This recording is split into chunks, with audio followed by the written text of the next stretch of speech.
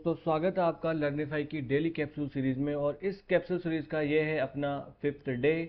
और इससे पहले हम 4 लेक्चर जो है वो डिस्कस कर चुके हैं, बहुत ही इम्पोर्टेंट है। पॉलिटी का हमने किया था, इकोनॉमिक्स में हमने किया था, और जियोग्राफी का हमने किया था, ठीक है। और एक सब्जेक्ट कौन सा रह गया, एनवायरनमेंट का हमने किया था। ये 4 सब्जेक्ट का हम कर चुके हैं। वो जाकर लेक्चर अगर आप देखेंगे तो आपको पता लगेगा कि कितना इम्पोर्टेंट होने वाला है आपके प्रीलिम्स 2025 के लिए ये, ठीक है। आज का जो लेक्चर है इसमें हम साइंस एंड टेक से रिलेटेड क्वेश्चन देखेंगे। ऐसे क्वेश्चन जो यूपीएससी में अक्सर पूछे जाते हैं, वो चाहे 21 की एग्जाम हो, 22 की एग्जाम हो, 23 की, 24 की एग्जाम्स हो, है ना। साइंस एंड टेक में भी हम मेनली आईटी वाला पार्ट देखेंगे, इलेक्ट्रॉनिक्स और इंफॉर्मेशन टेक्नोलॉजी वाला पार्ट जो है उससे रिलेटेड कैसे कैसे क्वेश्चन आते हैं, उन क्वेश्चंस को कैसे टैकल करना है। अगर रियल लाइफ में ऐसा क्वेश्चन आ जाए और आपने बहुत ज़्यादा नहीं पढ़ा है तो आप फिर उसे कैसे टैकल करेंगे। तो चलिए शुरू कर लेते हैं आज का लेक्चर। पहला क्वेश्चन आज के लेक्चर का वो है, देखिए हिंदी यहाँ है, इंग्लिश यहाँ है। पहले क्वेश्चन आप जो है वो खुद पढ़ेंगे। क्या करेंगे, क्वेश्चन आप खुद पढ़ेंगे, वीडियो पॉज करो और क्वेश्चन पढ़ो। फिर पहले मैं आपको क्या करूँगा, यहाँ पर चीज़ों को समझाऊंगा और उसके बाद में जो है क्वेश्चन आपको अटेम्प्ट करवाऊँ, मैं आपको सॉल्व कराऊंगा, है ना। अटेम्प्ट कर लिया आपने क्वेश्चन, आपने सोच लिया कि आंसर इसका क्या होने वाला है। चलो क्वेश्चन किसके बारे में है, रडार्स के बारे में, है ना। रडार्स के बारे में क्वेश्चन है, तो आ जाते हैं रडार्स के बारे में जान लेते हैं, है ना। रडार ये जो है ये उपकरण होता है, वो पकड़ पाता है ना, जो रेडियो वेव्स होती हैं उसके अकॉर्डिंग फिर ये पकड़ पाता है ना। और ये कहाँ होते हैं, तो आयनोस्फीयर में। मैंने ऑलरेडी बताया था पिछले लेक्चर्स में, आयनोस्फीयर में होते हैं। वहाँ पर जो फ्री आयन्स होते हैं, जो मुक्त आयन होते हैं, उनसे ही टकराकर वो वेव्स जो है वापस आते हैं। रेडियो वेव्स की लॉन्ग वेवलेंथ जो है वो लंबी होती है सब में से, पर बहुत ज़्यादा ही लंबी, इतना भी नहीं है। 100 से लेकर 1000 मेगाहर्ट्ज तक इनकी जो है वो वेवलेंथ हो सकती है। देखो किस काम में आ सकते हैं ये रडार, देखो लोकस्ट को ट्रैक करने के लिए भी काम में आ सकते हैं, है ना। लोकस्ट क्या होता है, टिड्डे, कि भैया टिड्डा का, अब देखो लोकस्ट को ट्रैक करने के काम में आ रहा है तो किसी और एनिमल को लोकेट करने के काम में भी ये आ सकते हैं। लाइट पोल्यूशन कहाँ हो रहा है ये देखने के लिए भी काम में आ सकता है। और रात को पूरा रडार जो है वो मैप, हीट मैप जारी करेगा, जिससे पता लग जाएगा कि ये वाले सिटी जो है यहाँ पर हीट जो ज़्यादा था, इसकी वजह से यहाँ पर जो है ये लाइट पोल्यूशन था। एविएशन सेफ्टी के लिए भी रडार इस्तेमाल किए जाते हैं, यानी जो अपने एरोप्लेन है उनकी सेफ्टी के लिए, कि वो कहाँ है पर उड़ रहा है, कितने एल्टीट्यूड पे उड़ रहा है ना, कितने लॉन्गिट्यूड लैटिट्यूड पे उड़ रहा है। इसके लिए बायोडाइवर्सिटी के ट्रेंड के लिए भी हम इस्तेमाल कर सकते हैं, कि भैया इक्वेटोरियल जो रेन फॉरेस्ट है अपने, उनमें हम ये देख सकते हैं कि भैया अब वहाँ पर बायोडाइवर्सिटी कैसी है, क्या जंगल वहाँ पर बीच में से किसने काट दिए हैं या नहीं काट दिए हैं, सब कुछ ठीक चल रहा है कि नहीं।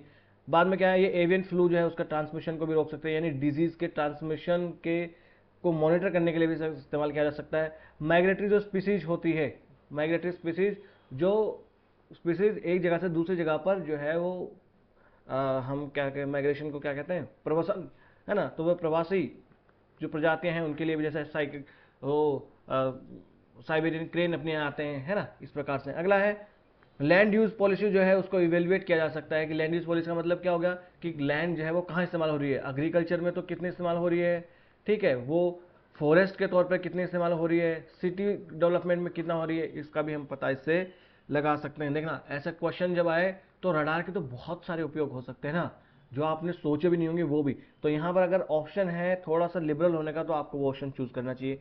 और क्या एप्लीकेशन है, एयर ट्रैफिक कंट्रोल में कर सकते हैं, एयर नेविगेशन में कर सकते हैं, रिमोट सेंसिंग में कर सकते हैं, मरीन जो है उससे रिलेटेड कुछ मॉनिटरिंग करनी हो वहाँ पर कर सकते हैं। लॉ इन्फोर्समेंट एजेंसी जो है हाईवे सेफ्टी वगैरह के लिए इसका रडार का इस्तेमाल किया जा सकता है।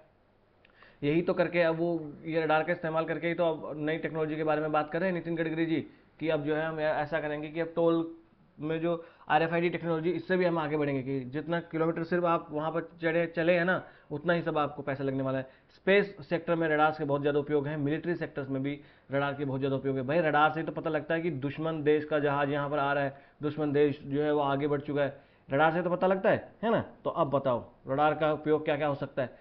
क्या यहाँ पर हवाई अड्डों या विमानों में यात्रियों के मादक पदार्थों की पहचान कर सकते हैं, कि वो कोई ड्रग्स वगैरह लेके जा रहे हैं कि नहीं लेके जा रहे हैं, नार्कोटिक्स वगैरह, उसका आइडेंटिफिकेशन कर सकते हैं। मॉनिटरिंग ऑफ प्रिसिपिटेशन, क्या वर्षा की निगरानी कर सकते हैं, कि वर्षा जो है कितनी हो रही है। हाँ सर, रडार से ही तो करते हैं हम, रडार से ही तो पता लगता है कि कहाँ पर तूफान आने वाला है, अगले 10 दिन में जो है वो बारिश होने वाली है, कल इतनी बारिश होने वाली है, मौसम विभाग किससे करता है, रडार से करता है। अगला tracking the end the migration of animals, अभी तो बताया, जो माइग्रेटरी एनिमल्स हैं उनकी ट्रैकिंग कर सकते हैं, तो जब उनके कर सकते हैं तो सबके कर सकते हैं, है ना। तो यहाँ पर माइग्रेशन जो होता है एनिमल्स, उनकी भी ट्रैकिंग की जा सकती है। जब भी ऐसा क्वेश्चन आए और आपको थोड़ा सा अगर लिबरल होने का ऑप्शन आपके पास है तो आप ऑल ऑफ द अबाउ ही लगाएंगे यहाँ पर, तो यहाँ पर तीनों ही इसका आंसर हो जाने वाले हैं, समझ गए। और भी कोई क्वेश्चन से रिलेटेड बने तो आप उसको टैकल कर लीजिएगा, कर लेंगे जी। चलिए बेटा आगे चल लेते हैं। हाँ जी चलो आगे आ जाते हैं। आगे वाला क्वेश्चन क्या है, निम्नलिखित में से कौन सा शब्द या शब्दांश 3D आभासी दुनिया यानी 3D virtual world that can be accessed simultaneously by millions of user, जो एक साथ बहुत सारे लोगों के द्वारा इस्तेमाल किया जा सकता हो, who can exert property rights over virtual items, जो वर्चुअल आइटम्स है। याद रखना, आप इसको कोई इतना हिंदी में पढ़ने की इतने कोई जरूरी नहीं, आप देख लो, ऐसा है ना। ऐसा क्वेश्चन है जो इतने डीप वाले बड़े बड़े खतरनाक से टेक्नोलॉजीज होती है ना, इनसे सिर्फ यूपीएससी ये पूछेगी कि ये क्या होता है, बहुत डीप में जाके यहाँ से क्वेश्चन नहीं पूछेगी। ये यूपीएससी की कभी आप, ये ट्रेंड है यूपीएससी का कि इसमें शब्द ये किससे रिलेटेड है ये सिर्फ आपको पता होना चाहिए। तो जब भी आप ऐसी कोई चीज़ पढ़ें तो उसको में पीएचडी करने नहीं बैठना है, ये मैं आपको ज्ञान देना चाह रहा हूँ। बाकी इन सब चीज़ों के बारे में है ना, ये जो जो चीज़ें हैं इन सब चीज़ों के बारे में मैंने अपना जो टेलीग्राम चैनल है ना, डिस्क्रिप्शन में लिंक है उसकी, है ना, लर्निंग फॉर अनलॉकिंग नॉलेज के नाम से ही टेलीग्राम पे चैनल है, वहाँ पर मैंने डिटेल में जाके दे रखा, अगर किसी को पीएचडी करनी पर देखना प्रीलिम्स पास में है तो मैं आपको ये पीएचडी करने का ऑप्शन नहीं दूंगा अभी, आप सिर्फ थोड़ा बहुत इसमें जानिए। तो आप इसका आंसर पहले सोचिए कि क्या है, मैं पहले एक एक करके आपको सारी चीज़ें समझा देता हूँ। देखो बिग डेटा एनालिटिक्स, सबसे पहले हम किस पे आ जाएंगे, बिग डेटा एनालिटिक्स पे आ जाते हैं, है ना। किस पे आ जाएंगे, बिग डेटा एनालिटिक्स। क्या होता है बिग डेटा एनालिटिक्स, इसमें यह है कि ऐसे मेथड्स, ऐसे टूल्स और ऐसे एप्लीकेशन का इस्तेमाल करके क्या करते हैं, यहाँ पर डेटा को कलेक्ट कर लेते हैं।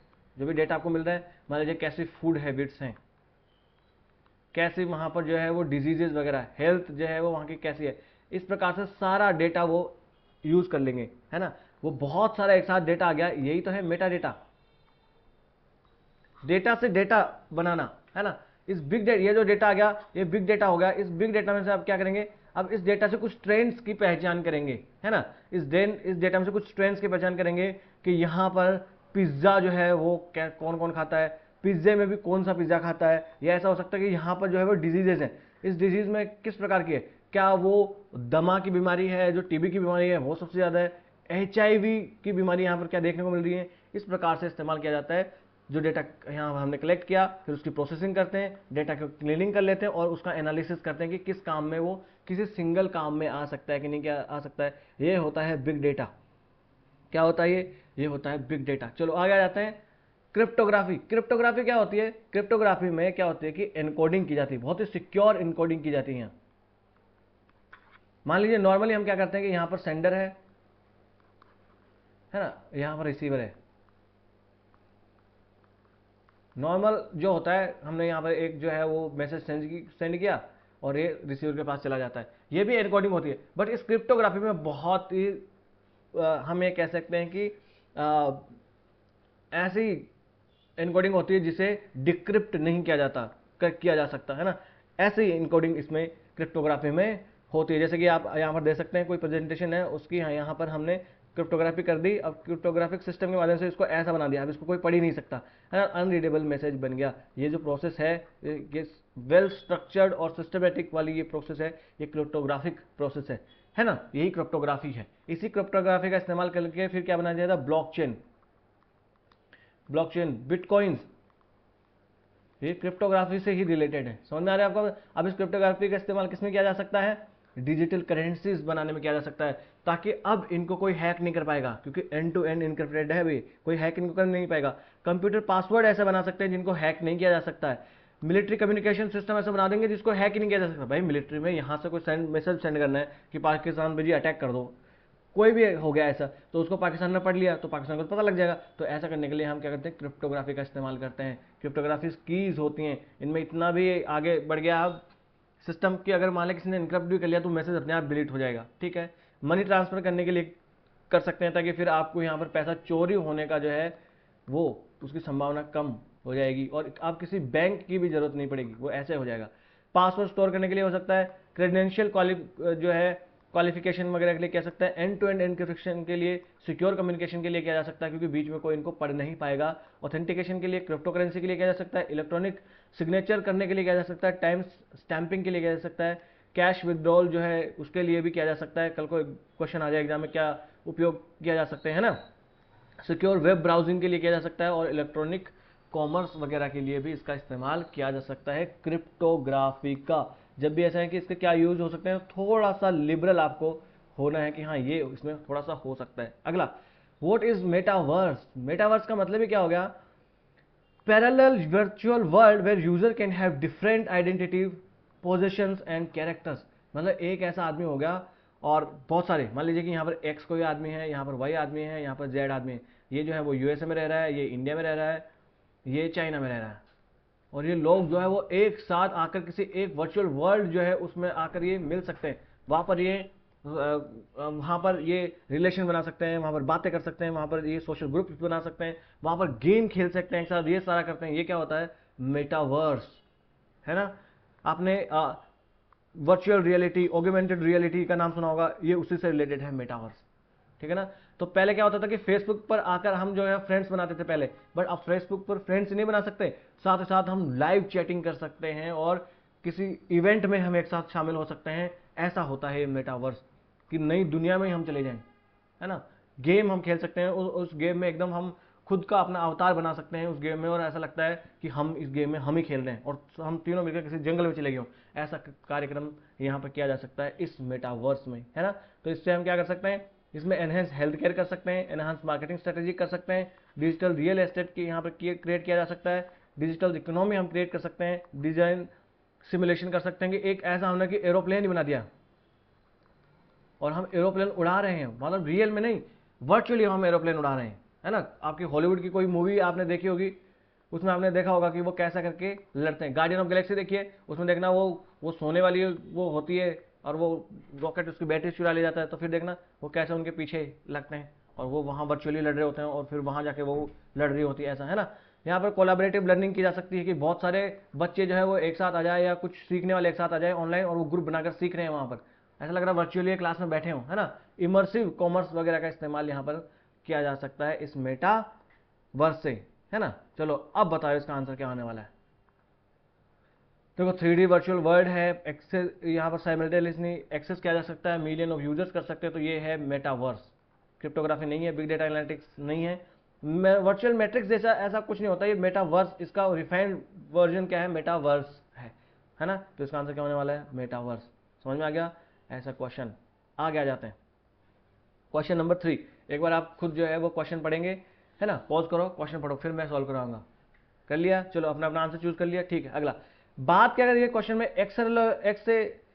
एक्सेलेरोमीटर जो है इसकी बात हो रही है। देखिए कहाँ गया एक्सेलेरोमीटर? एक्सेलेरोमीटर जो है इसकी बात हो रही है कि एक्सेलेरोमीटर होता क्या है, इसके क्या क्या उपयोग होते हैं। देखो एक्सेलेरोमीटर जो है ये क्या है? एक ऐसी डिवाइस है जो भी एक्सेलरेशन है, यानी जो वेलोसिटी है, जो वाइब्रेशन है, उनमें जो डिफरेंस आया है ना उसको कैलकुलेट करता है, और उसके अकॉर्डिंग फिर ये जिस भी डिवाइस में लगा उस डिवाइस को ये आगे जो है ये मैसेज भेजता है और उसके अकॉर्डिंग फिर काम होता है। यहाँ पर समझ आए आप बात, है ना। ये होता है एक्सेलेरोमीटर। किसी भी डिवाइस में एक ऐसा एक्सेलेरोमीटर जो है वो लगा होता है जो क्या करता है कि उसमें जो वाइब्रेशन है, उसकी एक्सेलरेशन एंड वेलोसिटी में जो चेंज आया उसके अकॉर्डिंग फिर वो कुछ इंस्ट्रक्शंस देता है। जैसे कि ऑटोमोबाइल में हम ये देख सकते हैं कि क्रैश डिटेक्शन उसको लग जाता है कि एक्सेलरेशन जो है उसमें चेंज हुआ, एक्सेलरेशन जो है उसमें परिवर्तन आया, गाड़ी की वेलोसिटी जो थी उसमें परिवर्तन आया, उसमें चेंज आया, उसकी वजह से क्या करेगा ये एयर बैग जो है उसको एयर बैग्स को खुलने का इंस्ट्रक्शन दे देगा और एयर बैग खुल जाएंगे। अगला, यहां पर ऐसा होता है कि लैपटॉप्स में लगा होता है कि लैपटॉप मान लीजिए कि नीचे गिरने वाला है तो हार्ड ड्राइव जो है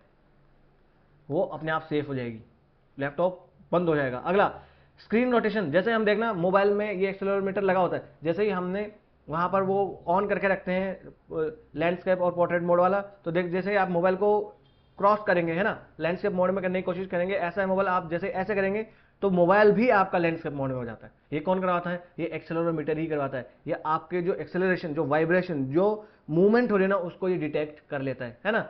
बाद में क्या होता है, जैसे कैमरा है, कैमरा में जब हम उसमें इमेज स्टेबलाइजेशन लगा लेते हैं, है ना, तो फिर अगर मान लीजिए कि वो अगर कुछ हिल भी रहा है तो फिर ये कैमरा जो उसको स्टेबलाइजेशन मोड में आ जाता है। जैसे स्टेबलाइजेशन हम मोबाइल में भी करते हैं ना, कोई वीडियो शूट करते हैं उस वक्त, है ना।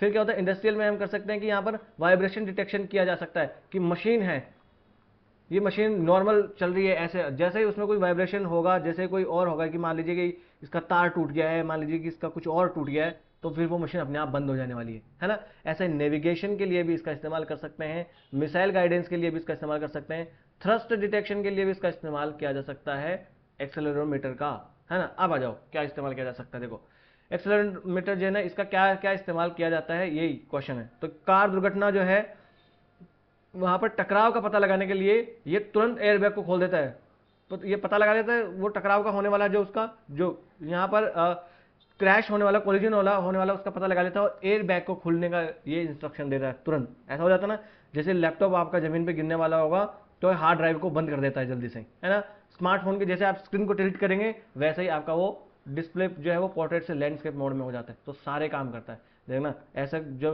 मैं क्वेश्चन आपको बता रहा हूँ, अब यहाँ की स्ट्रेटेजी क्या करनी है। स्ट्रेटेजी आपकी ये होनी चाहिए कि जब भी ऐसा क्वेश्चन है तो थोड़ा सा लिबरल आपको होकर इसका आंसर देना है, क्योंकि ऐसे ये फीचर्स हैं, ऐसे फीचर्स हैं कि हो सकता है कि जो क्वेश्चन बना रहा है उसको भी सारी नहीं पता हो, तो हो सकता है कि यार हाँ आगे ये भी हो सकती है, तो फिर तो क्वेश्चन स्टेटमेंट गलत हो जाएगा, तो गलत नहीं करवाना चाहते, इसलिए वो भी लिबरल होके करते हैं। तो आपको भी थोड़ा सा लिबरल होकर इनका आंसर देना है। चलो अगला क्वेश्चन, नॉन फंजिबल टोकन्स, नाम सुना है आपने, NFTs नाम सुना आपने नॉन फंजिबल टोकन्स का। चलो क्वेश्चन आप पढ़ेंगे एक बार कि क्वेश्चन क्या है दोनों, चलिए पढ़ लिया। अब पहले मैं आपको नॉन फंजिबल टोकन्स होते क्या है वो बता देता हूं, फिर आप क्वेश्चन सॉल्व कराऊंगा मैं। देखो नॉन फंजिबल टोकन्स होते हैं, ये बने किससे होते हैं, ये क्रिप्टोग्राफिक एसेट्स है। किससे की एसेट्स हैं, क्रिप्टोग्राफिक एसेट्स हैं। ये वर्चुअल एसेट्स होती है, रियल में नहीं होती है। ये होता क्या है कि जो भी रियल एसेट्स होती है, उस रियल एसेट जो फिजिकल एसेट्स होती है ना, उसके ही कोड्स बना दिए जाते हैं और उस कोड्स का ये वर्चुअल रूप हो जाता है। सर नहीं समझ में, चलो मान लीजिए यहां समझा दो, ये कोई एक पिक्चर बना लीजिए, यहां ये कोई एक पिक्चर है ना, इसका अब नॉन फंजिबल टोकन बना लेंगे और इस पिक्चर के अब कुछ पार्ट्स जो है ना उसको इसको कोडिफाई करके या इसके पार्ट्स बना देंगे। मान लीजिए कि आंखें जो है उसका अलग कोड हो गया, इसका चेहरे का अलग कोड हो गया, ऐसा हो गया ना, तो ये हो गया नॉन फंजिबल टोकन। ऐसे कोई म्यूजिक है ना, उस म्यूजिक का जो है आपने उसको उसका टोकन बना दिया और वो एक जो है वो नॉन फंजिबल टोकन बन गया। अब जो है वो म्यूजिक आपका सेफ हो गया, आपका फिजिकल म्यूजिक आपने रिकॉर्ड करा कैसेट में तो है, साथ साथ ऑनलाइन, है ना, वो आपका वहां पर सेफ हो जाता है ना। तो ये है नॉन फंजिबल। नॉन फंजिबल का होने का मतलब है कि ये एक दूसरे से इनको हम सब्स्टिट्यूट नहीं कर सकते। फंजिबल टोकन, फंजिबल हमने तो फंजिबिलिटी और ये तो सब आपने इकोनॉमिक्स में पढ़ी होगी कि जैसे 500 का जो करेंसी नोट है वो फंजिबल होता है। फंजिबल कैसा होगा, 500 के नोट की जगह जो है 500 के नोट भी दिए जा सकते हैं, 200 के नोट और 100 का नोट भी दिया जा सकता है, ऐसा करके वो नॉन फंजिबल, वो फंजिबल है ना, बट ये वाले नॉन फंजिबल होते हैं। ऐसा थोड़ी है कि एक आंख के बदले में दूसरी आंख जो है ये फंजिबल हो जाएगी, या आंख के कोड के बदले में मुंह का जो है वो फंजिबल हो जाएगा, ऐसा नहीं होता। तो इसमें जो है वो आर्ट जो आपकी है, कोई भी आपने पिक्चर बनाई, कुछ भी आपकी, कुछ भी कलेक्टिबल्स है, म्यूजिक आपका है, कुछ गेमिंग है, आपके हेल्थ रिकॉर्ड है, प्रॉपर्टी ओनरशिप है, सप्लाई चेन ट्रैकिंग है, एजुकेशन रिकॉर्ड है, इनका नॉन फंजिबल टोकन वहां पर जनरेट हो जाता है। फिर अब इनको फंजिबल नहीं किया जा सकता है, ऐसा होता है ना। जैसा आप यहाँ पर देख सकते हैं, ये मोनालिसा की जो है ये पिक्चर है, इसका NFT बन गया, है ना। अब ये यहाँ पर सेफ है, अगर किसी को खरीदना है तो वो टोकन के जो कोड्स हैं वो आपको देने पड़ेंगे, समझ रहे। और वो कोड जो है वो इसके यूनिक कोड होंगे, वो इसके ही कोड होंगे, वो यूनिक कोड होंगे। मतलब दूसरे कोई फोटो लाके इस मोनालिसा वाली फोटो से वो आप जो है उसको एक जो आप कह सकते हैं सब्स्टिट्यूट नहीं किया जा सकता। यही तो है नॉन फंजिबिलिटी भाई। जैसे नॉर्मली मोनालिसा की कोई पिक्चर है फिजिकल में, है ना, तो क्या उसको हम किसी और पिक्चर से बदल सकते हैं, कोई डुप्लीकेट पिक्चर से नहीं ना। सेम वैसा ही यहाँ पर होता है ना। हाउस प्रॉपर्टी के जो कागज, तो एक प्रॉपर्टी के कागज तो एक जैसे ही होंगे ना, तो अब दूसरे कागज थोड़े लाके कह सकते हैं कि ये हमारी प्रॉपर्टी है, तो सेम वैसा का वैसा हो जाए। तो ये नॉन फंजिबल वगैरह होते हैं, और नॉन फंजिबल टोकन देखो, they are digital representation of physical assets. बिल्कुल बिल्कुल डिजिटल रिप्रेजेंटेशन है वो। आपने जो फोटो बनाई थी मोनालिसा की, उसका उन्होंने क्या कर लिया, कोड्स बना लिए डिजिटल। अगला, they are unique cryptographic tokens that exist on blockchain. बिल्कुल ऐसे क्रिप्टोग्राफिक टोकन ही होते हैं, क्रिप्टोग्राफिक का यूज करके टोकन बना लेते हैं और फिर ब्लॉकचेन का इस्तेमाल जो है इसमें किया जाता है, क्या कि ताकि वो डिसेंट्रलाइज हो सके। अगला, दे कैन बी ट्रेडेड और exchange at equivalency that therefore can be use as a medium of commercial transaction, है ना। देन कैन बी ट्रेडेड और एक्सचेंज एट इक्विवेलेंसी, तो क्या इनको इक्विवेलेंसी पे ट्रेड किया जा सकता? नहीं किया जा सकता, क्योंकि ये नॉन फंजिबल है। क्या है ये? नॉन फंजिबल है। कमर्शियल ट्रांजेक्शन जो है वैसा नहीं कर सकती। तो आंसर इसका क्या होने वाला है सर? 1 और 2 ही इसका आंसर होने वाला है। समझ में आ गया आपको? नहीं समझ में आया तो टेलीग्राम पे मैंने और डिटेल में जाकर डिस्कस करा है, इसको बताया हुआ है, मतलब इसके बारे में वो और पढ़ लेना है। यहाँ से क्वेश्चन वैसे आपको समझ में आ गया होगा, है ना। अगला क्वेश्चन 2022 का क्वेश्चन है। क्वेश्चन पढ़ो पहले क्या है, पहले यहाँ आंसर सोच लो। बात किसके बारे में कर रहा है ये? ओपन सोर्स डिजिटल प्लेटफॉर्म्स के बारे में बात कर रहा है। सर ये ओपन सोर्स सॉफ्टवेयर वगैरह या डिजिटल ये प्लेटफॉर्म है, ये होते क्या है? ओपन सोर्स वाला जो है ऐसे होते हैं, है ना, that is distributed with its source code making it available to use modification and distribution with its original rights. यानी ये ऐसा सॉफ्टवेयर है जिनको सोर्स कोड के साथ ही दे दिया जाता है जो इस्तेमाल इसको करने वाला है, फिर इसमें मॉडिफिकेशन भी कर सकता है अपने अकॉर्डिंग, है ना। जैसे ऐसा हो गया कि मान लीजिए नेटफ्लिक्स, ये ओपन सोर्स ही तो है, आप इसको अपने हिसाब से कर सकते, भाई कौन सी मूवी देखनी है ऑन डिमांड आपको, वो वाली आप मूवी इसमें देख सकते हैं। आप चाहे तो भैया कि नहीं मैं तो ये सब्सक्रिप्शन लूंगा, वो वाला काम कर सकते हैं। ऐसा इसमें होता है, जैसे कि लिनक्स हो गया, मोजिला फायरफॉक्स हो गया, वीएलसी मीडिया हो गया, शुगर सीआरएम हो गया, इनमें आप अपने हिसाब से चेंज कर सकते हैं। आईफोन वाला जो iOS है वो क्लोज सोर्स होता है, उसको आप अपने हिसाब से चेंज यहाँ पर नहीं कर सकते हैं, ठीक है ना। और गवर्नमेंट ऑफ इंडिया ने भी बहुत सारे ऐसे ओपन सोर्स लॉन्च करे थे, जैसे डिजी लॉकर, जैसे दीक्षा, जैसे आरोग्य सेतु, जैसे कोविन। इसमें आप चेंज कर सकते थे ना, आप उसमें अपना नाम डाल सकते थे, है ना। हाँ, आप बीमार हैं कि नहीं बीमार है, वो डिजी लॉकर में आप अपने जो है वो जो भी डॉक्यूमेंट्स होते हैं उनको डॉक्यूमेंट्स को सेव वगैरह यहाँ पर कर सकते हैं। तो ये ओपन सोर्स तो हुआ। क्लोज सोर्स मतलब कंपनी ही जो जिसने बनाया वही इसमें चेंज कर सकता है, आप नहीं कर सकते। समझ में आ गया आपका? ये है ओपन सोर्स। ओपन सोर्स से रिलेटेड ही एक है open network for digital commerce. इसके बारे में आप जो ना अपना टेलीग्राम चैनल है उस पर जाकर पढ़ लीजिएगा। अभी इतना बता दो आपको थोड़ा सा यहाँ पर, वैसे पॉज करके आप पढ़ ही लेना। ये होता क्या कि जैसे अभी क्या है, एक ना फ्लिपकार्ट है, अमेजोन है, ऐसा होता है, अलग अलग प्लेटफॉर्म हो गया। यहाँ पर कुछ आके सेलर्स जो है वो अपना आपको सामान बेचेंगे, फिर अलग अलग प्लेटफॉर्म अपने अपने फीस वो चार्ज करते हैं। तो जो बड़ी बड़ी कंपनीज है वो तो बेच लेती हैं और इनके प्रोडक्ट सबसे ऊपर दिखते हैं, और गरीब और जो मिडिल वाले हैं वो क्या करेंगे? तो उनके लिए गवर्नमेंट ने बना दिया open network for digital commerce. यहाँ पर एक ही प्लेटफॉर्म है, उस प्लेटफॉर्म पे बहुत सारे बायर्स एंड सेलर्स होंगे, ठीक है, और आप उसमें बहुत कम फीस पे और सारे लोग यहाँ पर इसको एक्सेस कर सकते हैं। समझ में आ गई? अब क्वेश्चन आ जाओ क्या है, उपयुक्त में से कौन से ओपन सोर्स डिजिटल प्लेटफॉर्म है? कोविन है बिल्कुल, डिजिटल लॉकर है बिल्कुल, है दीक्षा बिल्कुल है ना। ये सारे के सारे ओपन सोर्स हैं। तो आंसर क्या हो जाने वाला है? 1 2 3 एंड 4 आंसर, है ना। आरोग्य सेतु भी है। चलो क्वेश्चन आ जाता है वेब 3.0 के बारे में। किसके बारे में क्वेश्चन है? वेब 3.0 के बारे में क्वेश्चन आ जाता है। क्वेश्चन पहले आप पढ़ेंगे कि क्वेश्चन कहना क्या चाह रहा है, फिर मैं आपको समझाने वाला हूं कि ये क्वेश्चन जो है वो कहना क्या चाह रहा है, ठीक है। चलो वेब 3.0 जो है उसके बारे में क्वेश्चन है कि वेब 3.0 है क्या। तो वेब 3.0 है क्या ये देख लेते हैं। वेब एक तरफ है वेब 2.0, एक है वेब 3.0। ये जो वेब 2.0 है ये सेंट्रलाइज्ड है।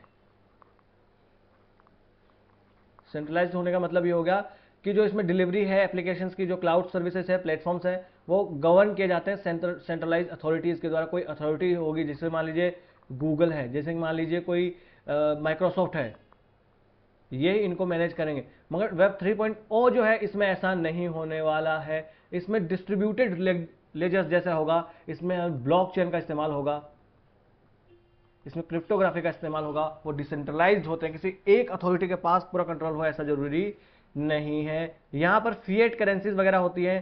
फिएट करेंसी मतलब जिसने किसी राजा या रानी ने, ये किंग ने या किसी क्वीन ने या किसी गवर्नमेंट ने जिसको इश्यू किया होता है, वो होती है फिएट करेंसी, उनके ऑर्डर से जो इश्यू होती है। पर क्रिप्टो करेंसी किसी किंग क्वीन के उससे नहीं, ये कोई भी बना सकता है जो ब्लॉकचेन का इस्तेमाल करके बना सकते हैं क्रिप्टो करेंसी। जहाँ आपने बिटकॉइन वगैरह सुने हैं ना, वो सारे क्या है? क्रिप्टो करेंसीज ही है ना। यहाँ पर नॉन फंजिबल टोकन जनरेट किए जा सकते हैं वेब 3.0 में। आर्टिफिशियल इंटेलिजेंस का इस्तेमाल होता है, ब्लॉकचेन का इस्तेमाल होता है, मेटावर्स वर्ल्ड का यहाँ पर इस्तेमाल होता है, जो मैंने थोड़ी देर पहले मेटावर्स आपको समझाया था। ये है वेब 3.0, है ना।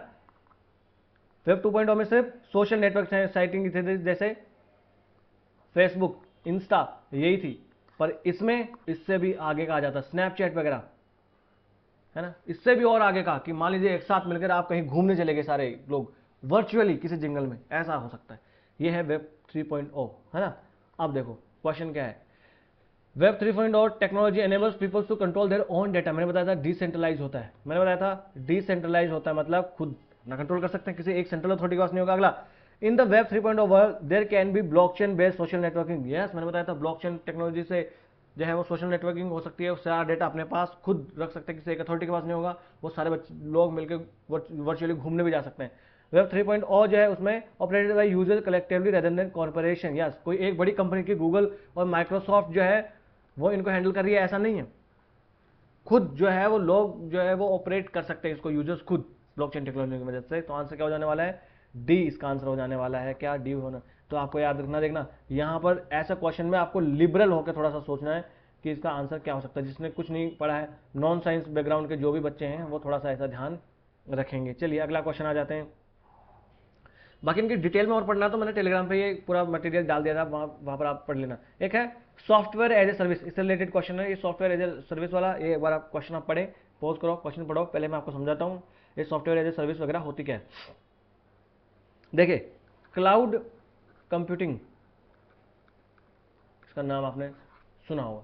इस क्लाउड कंप्यूटिंग जो है इसके 3 पार्ट होते हैं, software as a service, platform as a service और इंफ्रास्ट्रक्चर एज ए सर्विस। तो इंफ्रास्ट्रक्चर एज ए सर्विस में क्या होता है, यहां पर आपको जैसे अमेजॉन EC2 ये है, गूगल क्लाउड स्टोरेज है, ये आपको इंफ्रा देते हैं, यानी कि आपको ये इंफ्रा दे दे रहे हैं, ये इंफ्रा से आप काम कर सकते हैं। जैसे गूगल क्लाउड स्टोरेज है, आप इसमें स्टोर सिर्फ कर सकते हो, इतना ये आपको दे दे। अब इसको मैनेज वगैरह करना जो है आपकी जिम्मेदारी नहीं है, ये आप बस इनको फीस दे दो अपनी, और ये खुद इनको जो है वो यहाँ पर मैनेज कर लेंगे।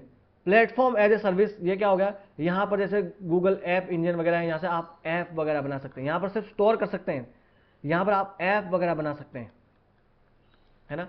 अमेजन, इलास्टिक, क्लाउड फाउंड्री, ये इनके नाम है, थोड़ा सा याद रखना थोड़े से, है ना, इनमें ऐप वगैरह। अब है सॉफ्टवेयर एज ए सर्विस। अब भैया हमें ऐप भी नहीं बनाना, हमें तो बना बनाया ऐप चाहिए जी, हमें तो बना बनाया सॉफ्टवेयर चाहिए, बस वो सॉफ्टवेयर हम इस्तेमाल कर सके, ये उसको हम मेंटेनेंस करना है, वो कैसे बनाना है, ये सारी की सारी जिम्मेदारी किसकी, अगली कंपनी की। जो सॉफ्टवेयर प्रोवाइड करवा रही है वो सॉफ्टवेयर प्रोवाइडर की ऐसी जिम्मेदारी है। हम जो काम करना चाहे वो यहाँ कर लें, है ना। जैसे कि हमें किसी को मेल भेजना है, तो भैया हम जो है वो क्लाउड स्टोरेज का उपयोग हम नहीं करेंगे, हम ऐप जो है वो जीमेल यहाँ पर है, वो हॉटमेल है, वो हम यहाँ पर बनाने नहीं बैठेंगे। बस हम तो किसी को मेल भेजना है, मैसेज भेजना है, तो उस मेल का इस्तेमाल सीधा कर सके जो हम दे रहे हैं, फिर उसमें हम अपना चेंज करना चाहे तो चेंज कर सकें, अपना डेटा जो है उसको मैनेज हम कर सकें, ये सारा हम इसमें कर सकते हैं।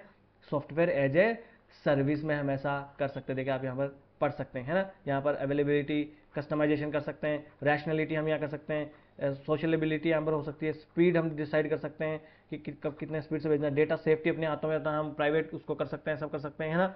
डाइवर्सिटी हम होता ना कि भैया यहाँ से हमने कोई फाइल भेजी है तो उस फाइल का हम उसको कर सकते हैं कि रीड ओनली, ये सब हम कर सकते हैं ना। यही सब है password software as a service, है ना। किस में इस्तेमाल किया जा सकता है सॉफ्टवेयर एज ए सर्विस का, तो यहाँ पर इंफ्रास्ट्रक्चर और मैनेजमेंट ओवरहेड जो है ये इसके फायदे हैं, है ना। आपको करने की जरूरत नहीं है, आपको इंफ्रा लगाने की जरूरत नहीं है, आप सिर्फ आपको एप्लीकेशन भी डेवलप करने की जरूरत नहीं है, वो सीधा आप वो सॉफ्टवेयर है उसकी आप सब्सक्रिप्शन उसका ले सकते हैं ना। सब्सक्रिप्शन बेस्ड प्राइसिंग मॉडल होता है, आपको नेटफ्लिक्स आपने सीधा ले लिया जी, है ना। बस अब आप मूवी देखो आराम से, कौन सी मूवी देखनी है आप कर सकते हैं, कितने बजे देखनी है, कौन सी नहीं देखनी है आप डिसाइड कर सकते हैं, है ना। यहाँ पर कोलैबोरेशन और मोबिलिटी हो सकते हैं, सिक्योरिटी फीचर्स इसमें अच्छे होते हैं, एक पावरफुल कंप्यूटिंग रिसोर्सेज हम यूज़ कर सकते हैं, ठीक है। डेटा मैनेजमेंट कैपेबिलिटी अपने पास हो जाती है, और compatible with all operating system के साथ वो कंपेटेबल वाली भी हम चीज़ें इसमें उनका सब्सक्रिप्शन ले सकते हैं। बहुत थोड़ी सी टफ चीज़ें हैं, क्योंकि नॉन साइंस वाला बैकग्राउंड वाला कोई बच्चा है उसके लिए तो टफ है। तो अब आ जाओ सॉफ्टवेयर एज ए सर्विस में क्या हो सकता है। Software as a service buyer can customize the user interface and can change data field. बिल्कुल, डेटा फील्ड जो वगैरह होते हैं ना उनको वो चेंज कर सकता है, कस्टमाइज भी कर सकता है। भाई जीमेल वगैरह का आप कस्टमाइज कर सकते हैं ना, कैसे भेजनी है कैसे नहीं भेजनी है, डाटा प्राइवेसी क्या रखनी है क्या नहीं करनी, ठीक है ना। Software as a service users can access their data through their mobile devices. बिल्कुल हम मोबाइल डिवाइस इस्तेमाल कर सकते हैं भाई। मेल वगैरह सिर्फ लैपटॉप वगैरह पे थोड़ी होती है, यहाँ पर भी हम कर सकते हैं ना। जैसे गूगल आउटलुक हो गया, हॉटमेल हो गया, याहू हो गया, mail are forms of software as a service, बिल्कुल ये इसका पार्ट है फिर आंसर क्या हो जाने वाला है, D all of the above. मैंने फिर आपको बताऊं, थोड़ा सा लिबरल होकर आपको ऐसे क्वेश्चन का जवाब देना है। चलो आगे आगे आ जाते हैं। क्वेश्चन नंबर 8, क्वेश्चन नंबर 8 को आप जो है वो पॉज करेंगे, आज का आंसर पहले खुद देंगे, फिर मैं आपको समझाऊंगा क्या है ना।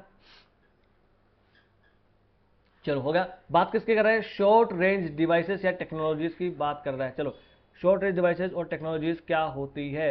ये शॉर्ट रेंज डिवाइसेस और टेक्नोलॉजी होती है जिनका इस्तेमाल लिमिटेड ऑपरेशन रेंज में किया जाता है, बहुत कम है। जैसे कि हम कह सकते हैं कि कुछ फ्यू 100 मीटर या फ्यू मीटर तक का, यानी 1-2 मीटर है ना, या मान लीजिए 100 मीटर, 200 मीटर, 300 मीटर, इतने मीटर में इनका इस्तेमाल किया जाता है। ये होती है शॉर्ट रेंज टेक्नोलॉजीज।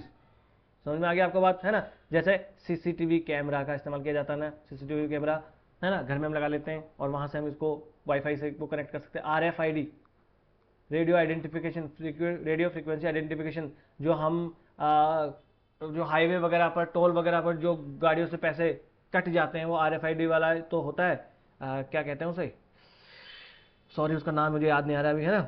जैसे लैन हो गया है ना, यहाँ पर वायरलेस वाला लोकल एरिया नेटवर्क हो गया, ब्लूटूथ हो गया, नियर फील्ड कम्युनिकेशन सिस्टम हो गया। जैसे मेट्रो में हम वो कार्ड लगाते हैं और पैसे कट जाते हैं, गेट खुल जाता है, ये सब नियर फील्ड टेक्नोलॉजीज हैं। इसका इस्तेमाल, इसका क्या है ना, टेक्नोलॉजीज क्या फेवर है इनके, इंस्टॉलेशन बहुत ईजी होता है इनका, लो पावर कंजप्शन होता है और सस्टेनेबल होती है एप्लीकेशन, और शॉर्ट रेंज कनेक्टिविटी चाहिए होती है इनको, ज़्यादा खर्चा वगैरह इनमें नहीं आता। जैसे जी वे वगैरह, ब्लूटूथ का इस्तेमाल, सेल्यूलर उसका इस्तेमाल हो गया, वाईफाई का इस्तेमाल हो गया, जिगबी, IR, है ना, near field communication, RFID technology, इन सब का इस्तेमाल होता है। नियर फील्ड टेक्नोलॉजी कम्युनिकेशन में होगा ना, वो कार्ड हम मेट्रो कार्ड लगाते हैं वो खुल जाता है, ये सब इसके अंदर आ जाते हैं। तो अब बताओ क्या क्या जो है शॉर्ट रेंज डिवाइसेस में क्या क्या आ सकते हैं। क्लोज सर्किट टेलीविजन, मतलब CCTV की बात हो रही है ये, है ना। कभी फुल फॉर्म वगैरह और ये सब आपको पता होना चाहिए, क्योंकि एक बार क्वेश्चन आ गया था थार्ड से, और मैंने थार्ड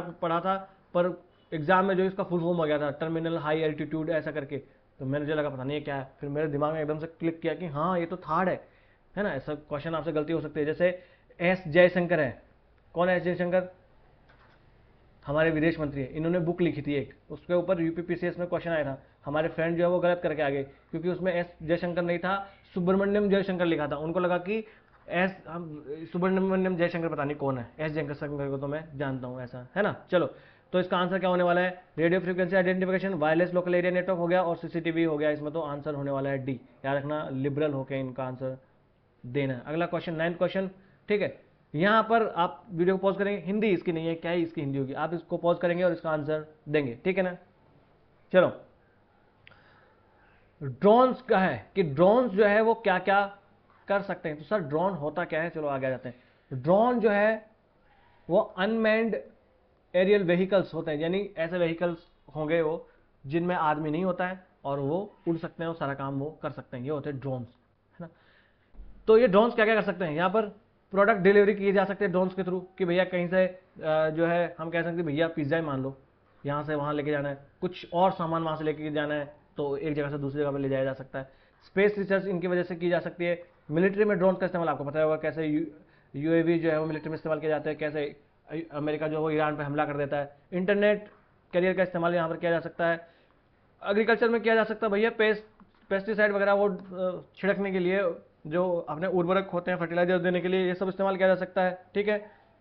सर्च एंड रेस्क्यू में इस्तेमाल किया जा सकता है कि ड्रोन के थ्रू हम पता लगा सकते हैं कि भैया कहाँ पर कोई लोग फंसे हैं क्या, फिर उनकी रेस्क्यू किया जा सकता है। शूटिंग वगैरह की जा सकती है ड्रोन से। अब तो नए जमाने के बच्चे हैं तो सब पता होगा आपको। वाइल्ड लाइफ मॉनिटरिंग कर सकते हैं, एंटरटेनमेंट के लिए इस्तेमाल कर सकते हैं, disaster management, law enforcement agency इस्तेमाल करते हैं। जैसे यूपी में अभी यूपी गवर्नमेंट कर रही थी सब वहाँ की कि दंगा वगैरह ना हो पाए। एरियल फोटोग्राफी वगैरह देखते हैं शादी में। शिपिंग और डिलीवरी में किया जा सकता है। जियोग्राफिकल मैपिंग इससे की जा सकती है।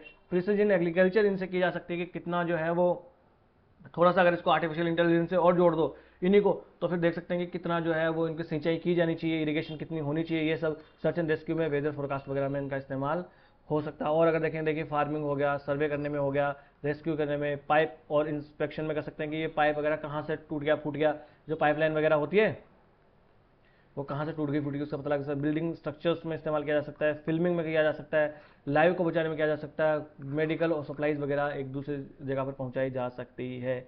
बताओ कितना इजी सा क्वेश्चन है। Spraying pesticide on crop field, हाँ, स्प्रे क्यों नहीं किया जा सकता, ड्रोन से आराम से किया जा सकता है।